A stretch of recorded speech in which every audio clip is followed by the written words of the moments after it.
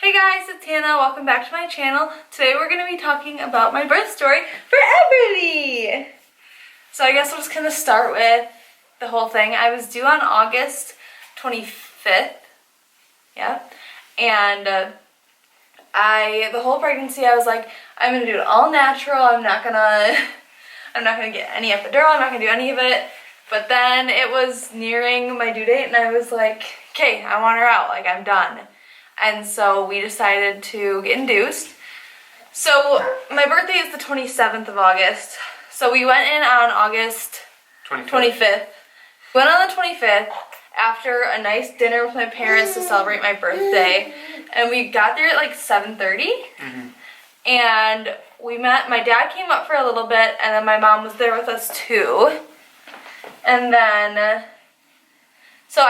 we check in. Thank you for the kiss. We checked in and the nurse took our information and got us in a room. And then the nurse that like took care of us the whole night, she came in and said the doctor on call was going to be coming in, which was not my OB, but it was a different one from the same practice. And so she came in and read my doctor's notes, right? And she said that they were going to be doing the Foley balloon bulb and Pitocin. So they started the Pitocin out pretty low, right? And they answered the balloon bulb thing. And I feel like from there it kind of picked up pretty quick. Like, I feel like I started feeling 2 hours from when we got there to when I started actually really feeling it. Yeah, so the balloon was the worst thing in the entire world. That was awful. I kept going to the bathroom thinking I was either gonna poop. Man, you cannot just lift up my shirt. I thought I was either gonna be pooping or throwing up and I couldn't decipher, but really it was just because it was filling up slowly inside of me, so that's just kind of what happens, I guess. And then, so that, once the contractions picked up, it was pretty awful. Everly was facing the wrong way, so our backs were facing the opposite way. Whatever, but yeah, I think so. But back labor. So I had really, really bad back labor. I felt all of it in my back. Nothing that we learned in our birth class was helping. To make it worse, the monitor was kept not being able to read her. So it was seriously probably every 10 minutes the nurse would come over and be like, we have to readjust it, lost her. But she was fine the entire time. But for some reason she was being a party animal. So then I feel like labor kind of really started around 8:30. I feel like at around midnight is when the balloon popped out. I went to use the bathroom and it came out while I was using the bathroom. That was really gross. That was ugh. From there it was rough. I think they only amped up the Pitocin a little bit, but I was really feeling it in my back a lot. And we even tried a bath at one point, which helped, but because the monitor was so not able to keep picking her up, I couldn't even have the jacuzzi jets on, so it was literally just water, which could have been better. And then I don't know, I mean, we barely got any sleep that night at all. The nurse was coming in every once in a while, just checking on me. And then she came in at around 6 a.m., right? And she was like, hey, if you want to get an epidural, the time is now. It's, because shift change was at 7, I think, and so it was you either get your epidural now or you wait for shift change to start and get it'll take a while because the new person coming in has to get all the information and everything. So she's like, do it now or it's going to be a little bit. And so I sat there and I asked Zach and my mom, I was like, what do I do? And they were like, I don't know, do what you want. And I was like, okay. So I ended up saying yes to the epidural, even though going into it really freaked me out, but after the back labor all night, I was like, I just need something. And my mom had told me when she was giving birth to my younger brother that all the other pain medicines didn't really help her at all. And so I was like, I don't even want to try it because I've only heard not great things about people using like fentanyl and like other like quick fix drugs. So the guy came in. My mom had to leave the room. The anesthesiologist came in. He was talking to me, and he was like, okay, so when you're done with your contraction, I'm gonna need you to like curl over and hold on to the pillow and not move. And I was like, well, sir, that's really difficult to do. Well, we had to time it perfectly between contractions. And my contractions were like one on top of the other. Like it would be like a few contractions and then a little bit of rest. So being able to try to find something was really difficult for like a time in between. But luckily, like if I was having a contraction and he hadn't started putting anything in yet, he was like, okay, just let me know when it's done. I remember one time he was like, all right, let me know when it's done. And then it was like still happening, like it was one after the next. And then he like repeated himself, all right, he's like, whenever it's ready, like we can keep going. And I was like, yep, it's still happening. So that was great. But after he did like the numbing poke, I didn't feel anything. Like there was no feeling, no anything, and it was great. So they gave it, and then did I fall asleep? I feel like I was asleep when someone came in. You were asleep for a while after that. Yeah, because like the new nurse came in and introduced themselves. It was like an older woman and a like younger nurse, because I think they paired them up or whatever. And so I was able to get a little bit of rest, and then like the two residents came in. They weren't total doctors. I think they're residents. I don't know. I don't remember much about any of the people. And it was a guy and a girl, and they checked me. And I think that's when Dr. Sullivan, my OB, came in. Mm-hmm. And she kind of introduced them, but I don't remember what she said. And they checked me and kind of made an action plan. And she herself was also pregnant. She was like 6 weeks behind me. And so she had an appointment to go to. And she was like, all right, so I'll come in right before my appointment. We'll do some practice pushes, and then I'll be back when it's time to actually push. And I was like, okay, sounds good. So she left that time. They checked me. And I think, when did they break my water? I don't remember. It was somewhere in between. Yeah, I think it was like during the practice pushes. Not during, but like right before she came in. And I remember the guy tried doing it first. So like they stick the crochet needle up and pop your water. And he was like, nothing happened. But he thought it was popped. And so then the girl went in and did it. And she's like, oh yeah, I can definitely feel like the hole, but nothing's coming out. And I was like, okay. So then from there on, my OB, when she delivered her, was in like full flood gear, making sure she didn't get totally like flooded by the amniotic fluid. And so then, honestly, the OB came in around like noonish before her appointment, and she did some practice pushes with me, and that went fine. And then she left for her appointment because they realized it was like a few minutes before her appointment started, and she's like, oh yeah, I should probably go now. I was like, okay, yeah, sure. So then from probably like, well, it was probably at 11 because it pushed for 4 hours.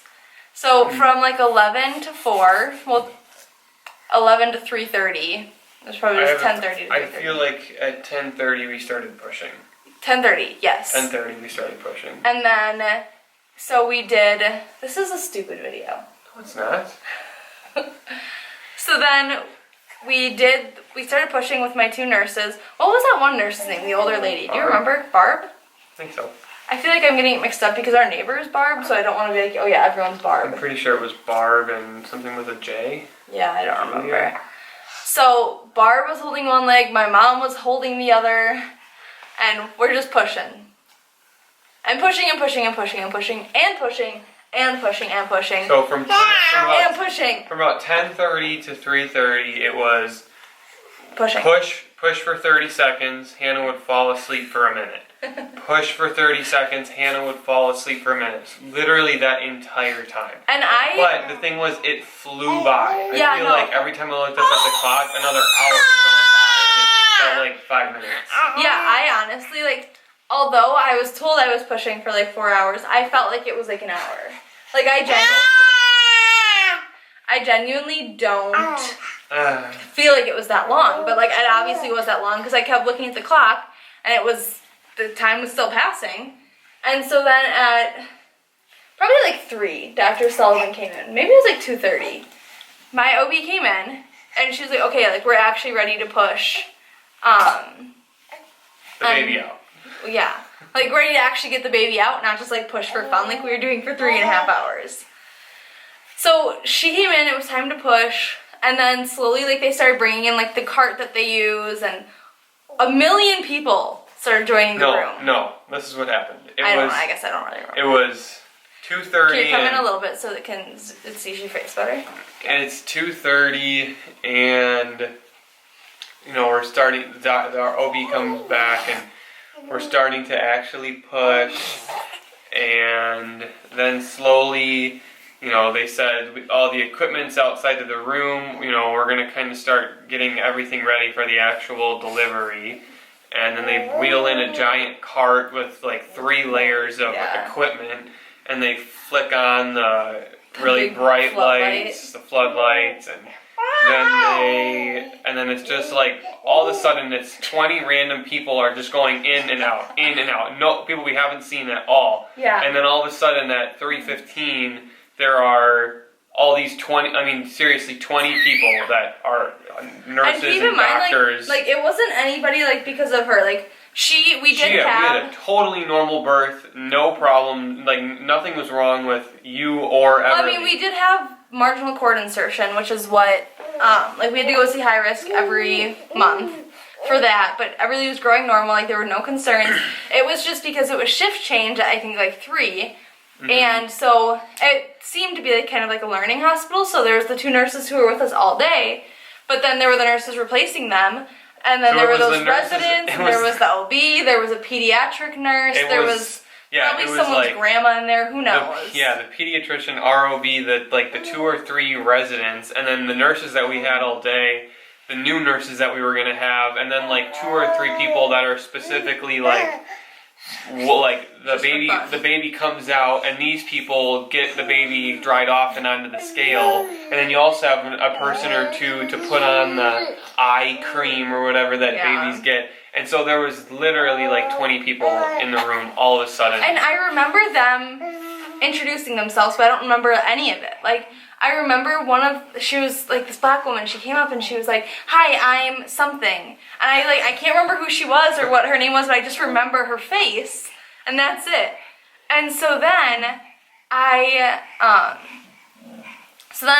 also, we didn't even mention, my epidural was running out. So I had the epidural, so I was on Hannah's right side, and the pole for the epidural that she was hooked up to was right behind me. And so the entire time, it was like, wasn't it beeping? I was watching it go down. It was on a timer. So when we first got the epidural at 6:30, it said 9 hours remaining or 10 hours remaining, and then I just watched it go down, and then all of a sudden it's 2:30 and it starts beeping every so often, and then like everybody's waiting for the baby to come out, and it's like beep beep beep beep, like we're running out here and. But it ran out as Everly was being born. Yeah, and so I honestly feel like I was feeling it less and less, like feeling the epidural less and less that entire time. And I could be wrong, but that's like, I was just not feeling it as much. And so like right as she was coming out, I definitely didn't feel all of it, but I definitely felt it more than I would have if I delivered her like 3 hours prior. Mm-hmm. And so I have her at 3:29 p.m. So it hadn't been 24 hours, but it had been about 20 hours since we'd gotten to the hospital. Yeah. And so we started pushing at 10:30, so it was, five hours of pushing? Yeah. And so usually they won't let you push that long. Usually they will have a C-section. At this point, we're gonna go cut her out. But the issue was that Everly's heart rate was perfect the entire time. It only had a little bit of it only kind of was a little weird right after I got the epidural, but after I don't even remember what they did, but like then it was fine. It was like a tiny little bit, and I think I switched sides. But then after that, her heart rate was great. Like her heart rate would go up right before I'd get a contraction. Like she was excited for this stuff to be happening. So I had her and I tore, but then, so they like, I put her on my chest and then they took her really quickly to go weigh her and stuff. And what happened over there? Because I was so they took, out. She was born and they put her on Hannah's chest right away while they were cleaning her off. And then they grabbed her after maybe like 10-15 seconds because I had to cut the cord while they did that. And then they brought her over to where they weigh her and they put her under like the bright yellow jaundice lights or something right away. I think it was just like I don't know. It was really bright lights and it was a crazy machine. They put her on the scale and it started doing all this weird, I've never seen anything like it. It's a really complex scale. It weighed her and it did all this other stuff while she was under these weird sensors or lights or something. And that's when they put on like her little bracelets and stuff saying like don't steal the baby. It doesn't just take her weight, it does other stuff. And then they put on her bracelets, they put on her like restraining anklet to make sure nobody steals her. And then at that point, during this all, my doctor's like slowly stitching me up. Oh, the battery's about to die. My doctor is about to stitch me up and I was like feeling it all. So then she's like, oh, well, can you feel it or like or is it just like pressure? And I was like, I don't know. So she numbed me. So then I realized I did feel it because I felt the numbing shot, which was awful. But yeah, then we had the baby. And everything was really good. 8 pounds, 1 ounce, and 21 inches long. Mm-hmm. So yeah, that's the story of how we had the baby. And now she's 7 months old, out biting me. Alright, so if you like that, make sure to subscribe, like it, comment down below if you want to see anything from us. Follow us on TikTok. Follow all of our social media. And yeah, bye! You say bye? Bye!